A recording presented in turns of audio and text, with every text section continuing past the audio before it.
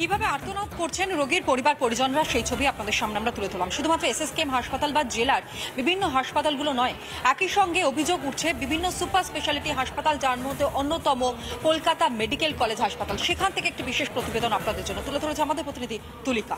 দেখুন, জেলায় জেলায় তৈরি হয়েছে সুপার স্পেশালিটি হাসপাতাল, কিন্তু সেখানে পরিষেবা মিলছে না। আর সে কারণেই রোগীর পরিবার রোগীকে নিয়ে আসছেন শহর কলকাতায় হাসপাতালে চিকিৎসা করানোর জন্য। কিন্তু এই শহর কলকাতার হাসপাতালের ছবিটা দেখলেও কার্যত শিউরে উঠতে হয়।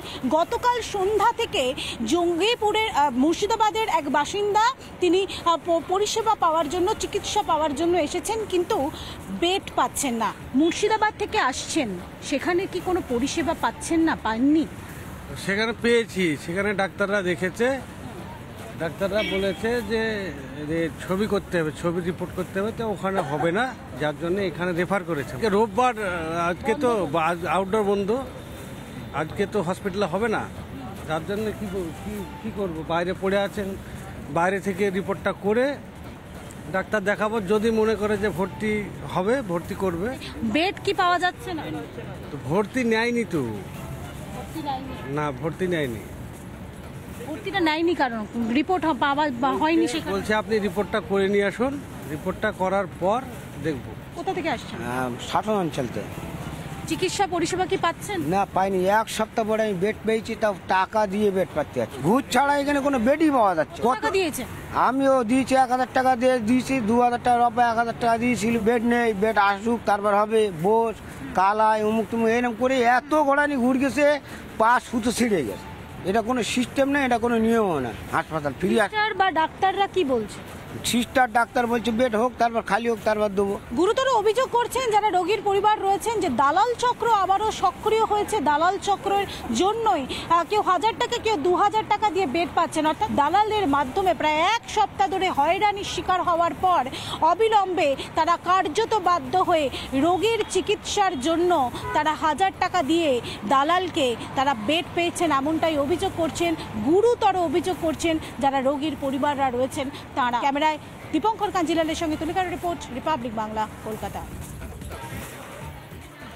কতটা হয়রান হতে হচ্ছে রোগী এবং রোগীর পরিবার পরিজনদের সেই ছবি আপনাদের সামনে আমরা লাগাতার তুলে ধরছি। কিন্তু এত উদাসীনতা কেন রাজ্য সরকারের?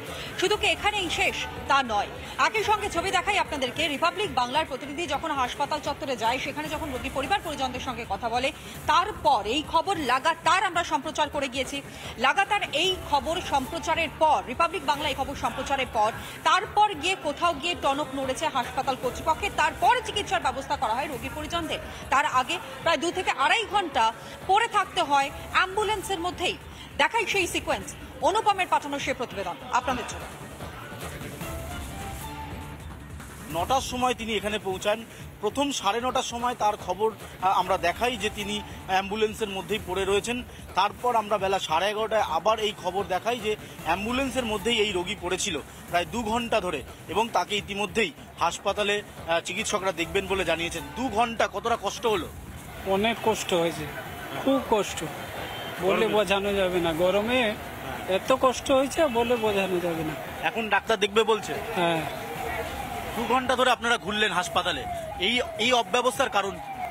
না, এই ব্যবস্থা মানে ডাক্তারবাবু তো এলেন 11টার সময়, লাইনটা পড়ে আছে, তারপর লাইন পড়েছে, তারপরে আমরা লাইনে আছি। 2 ঘন্টা ধরে অ্যাম্বুলেন্সে পড়েছিলেন, তারপর সেই খবর রিপাবলিক বাংলার তরফে দেখানো হয়, এবং এই মুহূর্তে আমরা দেখতে পাচ্ছি যে এই মুহূর্তে সেই রোগীকে নিয়ে যাওয়া হচ্ছে হাসপাতালের মধ্যে এবং তাকে চিকিৎসকরা দেখবেন। রিপাবলিক বাংলাকে ধন্যবাদ জানিয়েছেন রোগী এবং রোগীর পরিজন। তবে এই মুহূর্তে 2 ঘন্টা ধরে হাসপাতালের বাইরে অ্যাম্বুলেন্সে পড়ে থাকার পর অবশেষে রোগীকে দেখার জন্য হাসপাতাল সাড়া দিল। ক্যামেরায় রজনীকান্ত বেরার সাথে অনুপম পাত্র, রিপাবলিক বাংলা, মেডিকেল কলেজ। জেলায় জেলায় যে ছবিগুলো উঠে আসছে, একই সঙ্গে শহর কলকাতার ছবি আপনাদের সামনে আমরা লাগাতার তুলে ধরছি। দেখতেই পাচ্ছেন কি অস্বাস্থ্যকর পরিবেশ, কি চূড়ান্ত অব্যবস্থার ছবি ধরা পড়ছে। বিভিন্ন জায়গায় সুপার স্পেশালিটি হাসপাতাল বড় বড় করে হরফ করে লেখা রয়েছে, কিন্তু তারপরও চিকিৎসা পরিষেবা তা কি আদৌ পাচ্ছেন রোগীর পরিবার পরিজনরা, রোগীরা? এই প্রশ্ন যখন আমরা তুলছি তখন আরো বেশ কয়েকটা ছবি আপনাদেরকে দেখাই। একদিকে আপনারা জানেন মেটিয়াবুরুজ সুপার স্পেশালিটি হাসপাতাল, যেখানে কার্যত রোগীরা তারা গিয়েছিলেন ছানি অপারেশন করাতে, কিন্তু দেখা গিয়েছে যে দৃষ্টিশক্তি ফিরে পাওয়া তো দূর, এমনকি দৃষ্টিশক্তি হারানোর পথে এই মুহূর্তে তারা রয়েছেন, যদিও পরবর্তী সময় তাদের চিকিৎসার ব্যবস্থা করা হয় অন্যত্র। এখানেই শেষ না, একই সঙ্গে মুর্শিদাবাদ মেডিকেল কলেজ হাসপাতাল, সেখানকার ছবি আপনাদের সামনে তুলে ধরেছি। কিন্তু একই সঙ্গে দেখাই পশ্চিম মেদিনীপুরের হাসপাতালের ছবি, যেখানে বেডের আশপাশ থেকে ঘুরে বেড়াচ্ছে কুকুর, বেড়াল, এমনকি মৃত ব্যক্তির পাশের বেড, সেখানে চিকিৎসা চলছে জীবন্ত রোগীর। দেখাই সেই ছবি।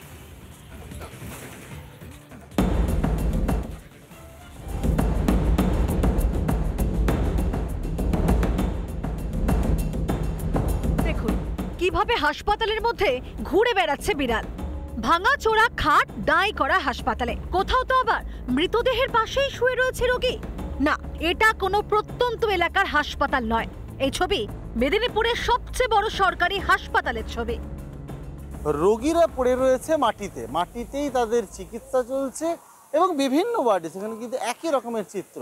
অথচ হাসপাতালের বাইরে আমরা এই মুহূর্তে যে জায়গাটায় রয়েছি এর পেছনের অংশেই দেখা যাচ্ছে দাঁই করে পড়ে রয়েছে কিন্তু একের পর এক ভাঙাচোরা বেড। এইগুলো মেরামতি করা হবে। এর আগে আমরা এমন উদ্যোগের কথা শুনেছিলাম, কিন্তু তার বাস্তবায়িত হয়নি। এখানেই শেষ নয়, মেদিনীপুর মেডিকেলে আয়াদের দৌড়াতে নাজেহাল রোগীর পরিজনরা। খাতায় কলমে হাসপাতালে আয়া প্রবেশে নিষেধাজ্ঞা থাকলেও মাতৃ-মা বিভাগে দফায় দফায় চলে আয়াদের লেনদেন। এখন 1000 টাকা লাগবে, হ্যাঁ, আর 1100 টাকা ছুটির দিনে দিতে হয়। চুড়ি বেঁধেছে তার টাকা লাগবে।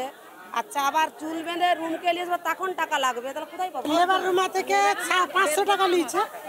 আচ্ছা, যারা এমনি পরিষ্কার করে মেয়েদের ধরো নোংরা পরিষ্কার, তারা ওখানে চুল টুল কাটার জন্য তারা নিল 200 টাকা। আর সেখানে এবার আয়া রাখলে 1800 টাকা।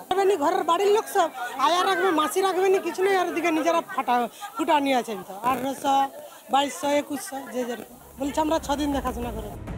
কলকাতা থেকে জেলা, রাজ্যের সরকারি হাসপাতালে এরকমই নরক যন্ত্রণা সহ্য করে দিন কাটছে রোগীদের। সুস্থ হওয়া তো দূরের কথা, উল্টে রোগের আতুর ঘরে পরিণত হয়েছে হাসপাতালগুলি।